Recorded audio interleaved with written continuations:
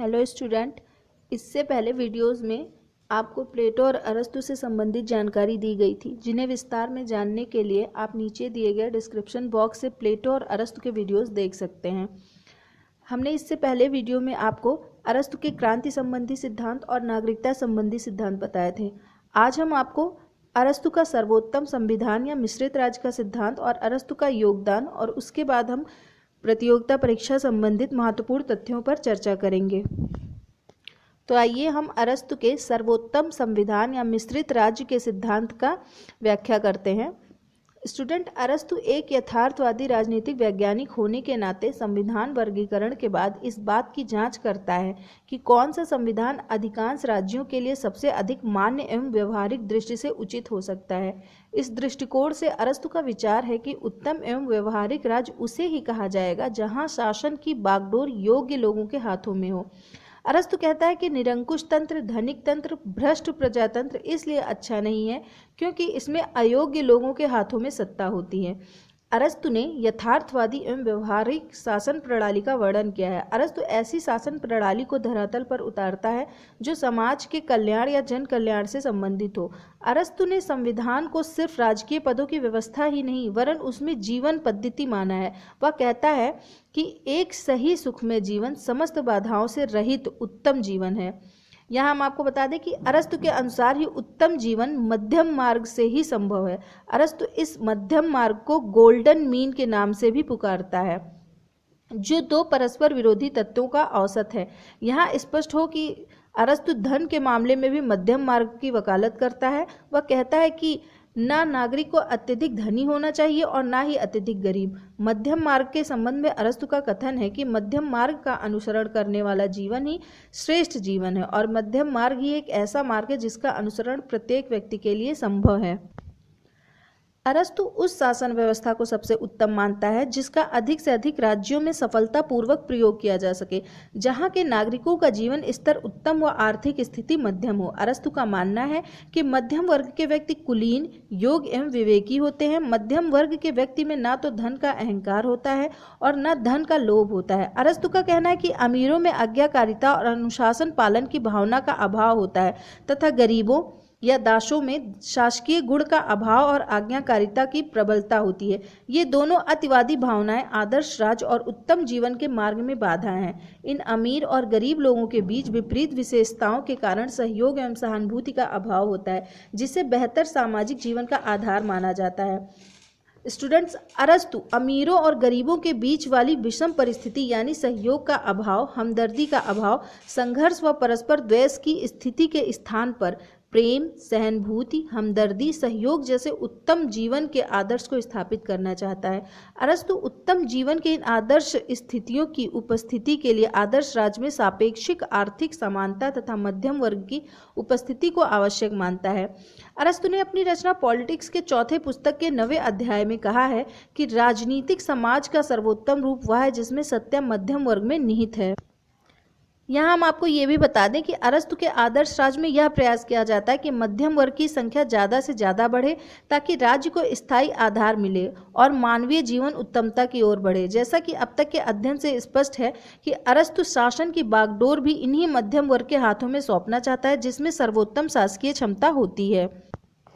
मध्यम वर्ग की योग्यता को प्रमाणित करने के लिए अरस्तु ऐतिहासिकता का भी सहारा लेता है। अरस्तु सोलन एवं लाइक गर्स जैसे विधि निर्माताओं का जिक्र करते हुए कहता है कि ये कानून वेत्ता मध्यम वर्ग से ही आते हैं, इसलिए मध्यम वर्ग द्वारा प्रशासित राज्य होना चाहिए। अरस्तु कहता है कि मध्यम वर्ग राज्य के अंतर्गत एक ऐसा वर्ग होता है जिसको निम्न एवं उच्च दोनों वर्गों की सहमति प्राप्त होती है। अरस्तु ने मध्यम वर्गीय शासन के पक्ष में तर्क देकर यह प्रमाणित करना चाहा कि मध्यम वर्ग द्वारा प्रशासित शासन व्यवस्था को ही सर्वोत्तम शासन व्यवस्था कहा जाता है, क्योंकि यह शासन व्यवस्था तमाम अन्य शासन व्यवस्था से ठीक है, श्रेष्ठ है, व्यवहारिक है, न्यायोचित है, जनहितकारी है। वह कहता है कि जब किसी राज्य में मध्यम वर्ग नहीं होता है या प्रशासन उसके हाथों में नहीं होता है, तब शासन के अन्य तंत्र यानी निरंकुश तंत्र, धनिक तंत्र या प्रजातंत्र अति प्रभावी हो जाते हैं, जिसका परिणाम होता है राज्य में अशांति, अराजकता, असहयोग, कलह आदि। इसलिए अरस्तु कहता है कि मानवीय जीवन को बेहतर दिशा में ले जाने के लिए मध्यम वर्ग का शासन स्थापित किया जाना चाहिए।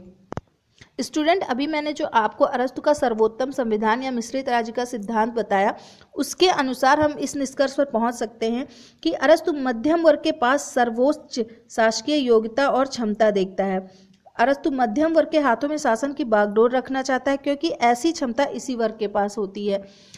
मध्यम वर्ग को समाज के अन्य दो वर्गों यानी स्वामी और दास की भी सहमति प्राप्त होती है। अरस्तु के अनुसार राज्य में 3 वर्ग होते हैं: उच्च वर्ग, मध्य वर्ग और निम्न वर्ग। ऐतिहासिक दृष्टिकोण से भी मध्यम वर्ग योग्य एवं ज्ञानी होते हैं।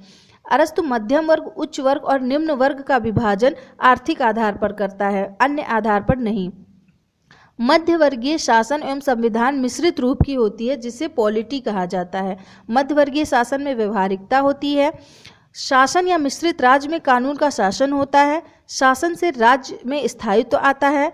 शासन में क्रांति की संभावना कम रहती है और मध्यवर्गीय शासन मानवीय जीवन को उत्तमता या अच्छाई की ओर तीव्र गति से ले जाते हैं। स्टूडेंट, अब हम आपको प्लेटो और अरस्तु का एक तुलनात्मक अध्ययन कराएंगे, जिसमें हम प्लेटो और अरस्तु के अध्ययन के साथ साथ उनकी दर्शन को भी समझने की कोशिश करेंगे। प्लेटो आदर्शवादी और कल्पनावादी विचारक है, जबकि अरस्तु यथार्थवादी और व्यवहारिक दर्शन के प्रतिपादक हैं। प्लेटो की अध्ययन पद्धति मुख्यतः निगमनात्मक है, जबकि अरस्तु ने आगमनात्मक या पर्यवेक्षणात्मक पद्धति को अपना अध्ययन पद्धति बनाया है। प्लेटो दार्शनिक शासक द्वारा प्रशासित राज्य को सर्वश्रेष्ठ मानता है और उसके निर्माण के लिए ताना बाना बुनता है, जबकि अरस्तु ऐसे नियम और विधान बनाना चाहता है जिसका अनुसरण करके आदर्श राज्य का निर्माण किया जा सके। मैक्सी के अनुसार प्लेटो एक अतिमानव की खोज में है जो आदर्श राज्य की सृष्टि कर सके, किंतु अरस्तु एक ऐसे उच्च विज्ञान की खोज करना चाहता है जो राज्य को अच्छे से अच्छा बना सके। प्लेटो राज्य को व्यक्ति का ही विस्तृत रूप मानता है, जबकि अरस्तु राज्य को परिवार का विस्तृत रूप मानता है। प्लेटो अपनी प्रसिद्ध रचना रिपब्लिक में दार्शनिक शासक की निरंकुशता में विश्वास करता है, किंतु बाद में इस विचार की अव्यवहारिकता के आधार पर अपनी अंतिम व यथार्थवादी रचना लॉज में कानून की संप्रभुता को स्वीकार करता है, जबकि अरस्तु प्रारंभ से ही कानूनी संप्रभुता की अवधारणा का समर्थन करता है। अतः ये कहा जा सकता है कि अरस्तु की आदर्श राज्य संबंधी धारणा प्लेटो की उप आदर्श राज्य संबंधी धारणा के समीप है। प्लेटो नीति शास्त्र और राजनीति शास्त्र को एक मानता है, जबकि अरस्तु इन दोनों को पृथक स्वरूप प्रदान करता है। अरस्तु की नज़र में राजनीतिक विचार से नैतिक विचार अलग हैं, भले ही राजनीतिक विचारों का आधार नैतिक होना समाजोपयोगी है। अरस्तु का कहना है कि राज्य में ही व्यक्ति का अधिकतम हित संभव है, अतः राज्य का अध्ययन, विश्लेषण या व्याख्या करने का काम राजनीति शास्त्र का है। प्लेटो को प्रगतिवादी कहा जा सकता है, क्योंकि वह अपने आदर्श राज्य के निर्माण के लिए परंपरागत समाजार्थिक व्यवस्था में व्यापक परिवर्तन का जोरदार समर्थन करता है, जबकि अरस्तु को रूढ़िवादी विचारक या अनुदारवादी विचारक ही कहा जाएगा, क्योंकि अरस्तु अतीत से चली आ रही परंपरागत व सामाजिक मान्यताओं, प्रथाओं और रूढ़ियों की उपेक्षा नहीं करता। यहाँ यह हम बता दें आपको कि अरस्तु प्लेटो की तरह अतिवादी विचारक ना होकर मध्यमार्गी, व्यवहारिक और यथार्थवादी विचारक है। प्लेटो को एकतावादी विचारक कहा जा सकता है, जबकि अरस्तु को अनेकतावादी विचारक कहना ही उचित है। प्लेटो को एकतावादी विचारक कहने के पीछे तर्क यह है कि उसके राज्य में नागरिकों को उनकी मूल प्रवृत्तियों के अनुसार विभाजित करके उन्हें जीवन पर्यंत एक स्वरूप वाले कार्य संपादित करने को बाध्य किया है। प्लेटो राज्य में एकता के लिए अनेकता को समाप्त करता है। दूसरे शब्दों में प्लेटो राज्य की बेदी पर व्यक्ति का गला घोंट देता है, जबकि अरस्तु को प्लेटो की एकता संबंधी धारणा में विश्वास नहीं है। वह प्लेटो की एकता को अमानवीय, यांत्रिक और बौद्धिक प्रगति का विरोधी कहता है। अरस्तु ने तो अनेकता में एकता के सिद्धांत का समर्थन किया है, जो सामाजिक विकास व एकता का आधार है। स्टूडेंट, अरस्तु के संपूर्ण अध्ययन के बाद अब हम एक नज़र अरस्तु के योगदान और प्रभाव पर डालेंगे। मैक्सी ने अरस्तु को प्रथम राजनैतिक वैज्ञानिक कहा है, जो उसके महत्व का बोध कराता है।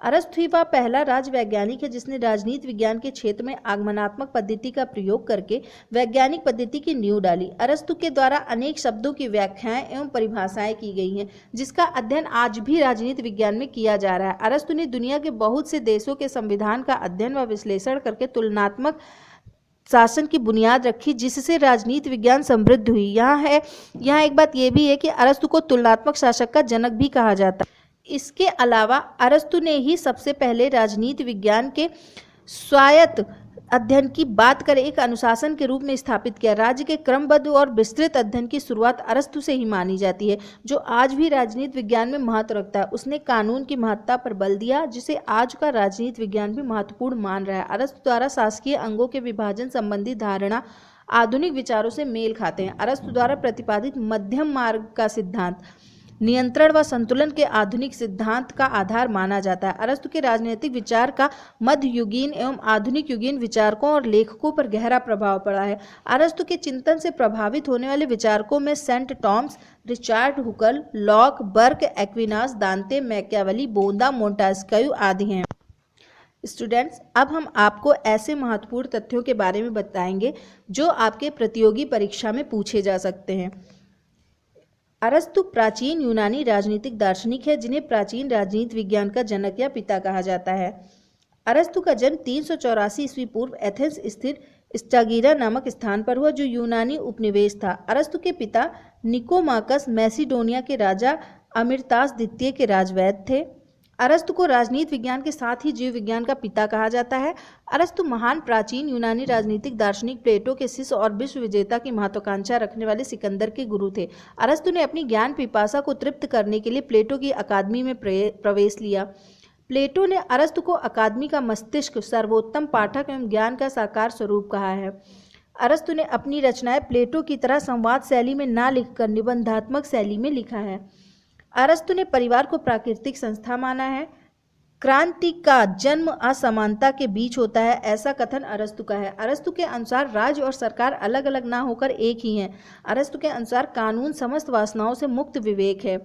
अरस्तु के अनुसार कानून ईश्वर तथा विवेक की पवित्र वाणी है। अरस्तु ने कहा है कि राज्य के विधान एवं कार्यपालिका संबंधी कार्यों में भाग लेने वाले नागरिक ही हैं।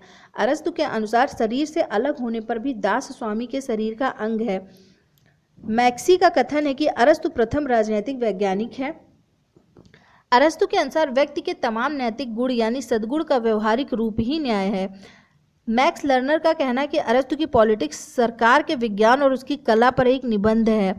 अरस्तु कहता है कि राज्य व्यक्ति का पूर्वगामी है, जैसा कि संपूर्ण वस्तु अंगों से पहले आती है, अर्थात उसने राज्य के आंगिक सिद्धांत का प्रतिपादन किया है।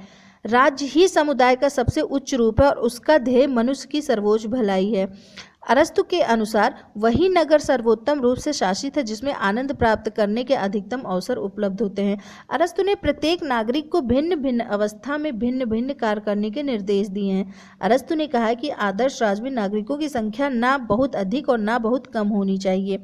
अरस्तु के अनुसार सर्वोत्तम सरकार वही है जिसमें मानव जीवन को सर्वोत्तम रूप में शासित करने की योग्यता हो। अरस्तु के अनुसार वही राज्य सर्वोत्तम राज्य है जिसमें शासन सत्ता मध्यम वर्ग के हाथों में होती है।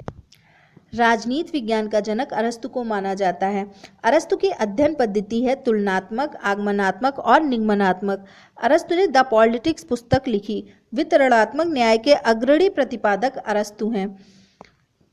अरस्तु ने सर्वप्रथम संवैधानिक सरकार की अवधारणा को प्रस्तुत किया। अरस्तु ने कहा कि राज्य व्यक्ति से पहले है। अरस्तु की सर्वाधिक महत्वपूर्ण रचना पॉलिटिक्स 8 भागों में विभाजित है।